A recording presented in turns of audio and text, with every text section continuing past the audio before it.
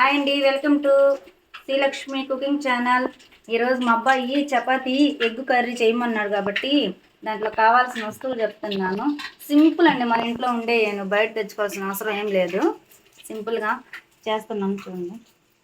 Oil అండి, తగినంత oil, తర్వాత ధనియాల పొడి, కారము, సాల్టు, ఎర్రగడ్డలు, టమోటా, గరం మసాలా పొడి, చికెన్ మసాలా పొడి, కొద్ది కరివేపాకు.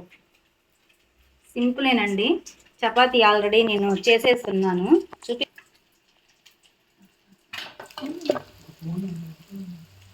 అండి. ఇద్దరికి ఇంకా ఎర్రగడ్డ బాగా నేను చూసి వేసింది చూడండి, ఇలా బాగా వేసుకొని టమాటాలు మనకి వేసుకున్నామండి.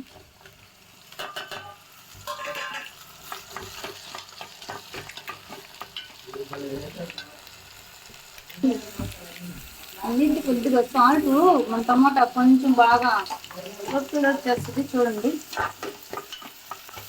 కొద్దిగా టమాటా మొత్తం ఇచ్చేద్దాము. ఎగ్స్ అయితే మనం బాగా అదో పక్కన నూనెలో ఆయిల్లో కొంచెం పసుపు వేసి ఆయిల్ వేసి నేనైతే ఏం చేస్తున్నాను చూసుకోండి. చిన్నది అంటే నీళ్ళు చేస్తాను ఉండదండి, వేసేది ఆల్రెడీ ఒక ఎగ్ వెళ్ళిపోయిన పోయినట్టుంది. ఎగ్స్ అన్నీ వేసేసి మనం చపాతీలోకి కర్రీ చేస్తున్నాము చూడండి.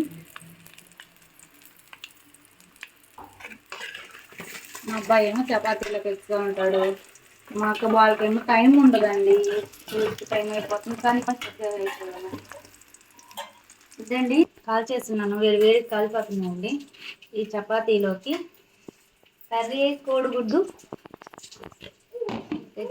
వేసేస్తున్నాను. టమాటో ఎర్రగడ్డ బాగా వాడింది కదా చూడండి. ఎగ్గా చపాతీలోకి సూపర్ ఉంటుందండి. మీరు టేస్ట్ చేద్దరు, నేను చూపిస్తాను. చూడండి, ఎగ్స్ ఈ కర్రీ వేసుకుని తింటుంటే సూపర్ ఉంటుందండి. సరే మీరు ట్రై చేయండి.